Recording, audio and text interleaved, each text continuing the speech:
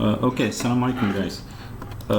For the first video I started with the what they call it cruise foot diagram or cruise foot model. Then after that we converted to a relational schema. But if let's say we want to start with the relational schema directly without having the entity relationship diagram, so we can create a new diagram. Then we select relational schema directly. We put its name, maybe second relational schema. Then after that we click create, and we can see here the second relational schema file. We just click on it. Then here we start with the tables. The first thing, we create the first table, so we name it country. As I mentioned, the name of table must be plural, not singular.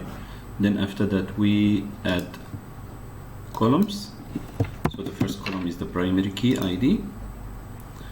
We make it unique. Then after that we add name field.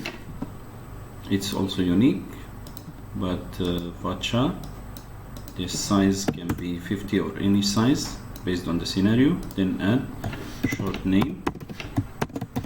Short name, as I mentioned, is also unique. Varchar, size of 3 characters. Then after that we have to click on primary key. We have to set the field of the primary key here. Then after that we have to click save. Okay. So here we are. We finished the first table. We create the second table also. Here we make it students. Then after that add ID, unique, integer.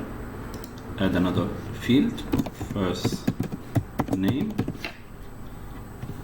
Then not unique, not optional. Varchar, maybe 25. Add another field, second name. I like to name fields and tables using the camel style, and I don't like to use the underscore here like this. But many people, they like to use the underscore, and some people they like to start with a small letter. But this is, I think, is the international standard to use the camel style. Short name also is varchar.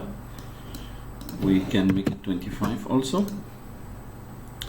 Then we add maybe date of birth.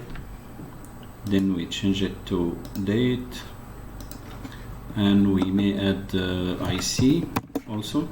IC is unique. We can make it alphanumeric also. We can set it to 14 character. Then after that, after we finish here, we can see that we didn't set the primary key yet. We select the table again, primary key, we set it to the student ID. Oh, we forgot to save. That's why we cannot see the underline here.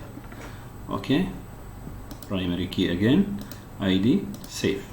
After that we can see the underline below the ID.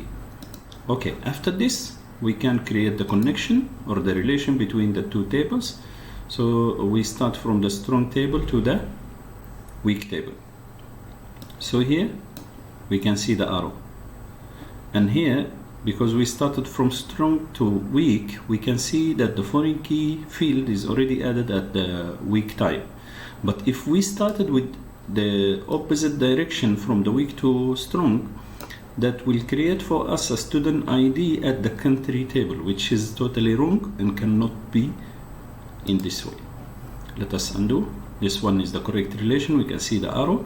The arrow is at the side of the 1, because the relation is 1 to many, as I mentioned. So this one country is the one side, and here student is the many side. So the arrow will be at the one side. Okay, here we finish. After we finish, we can save. Then we go to the comments outside. Then here from these 3 dots we can generate SQL. Just copy from here or use this button, put at SQL developer, and everything will be fine. Okay, thank you for listening.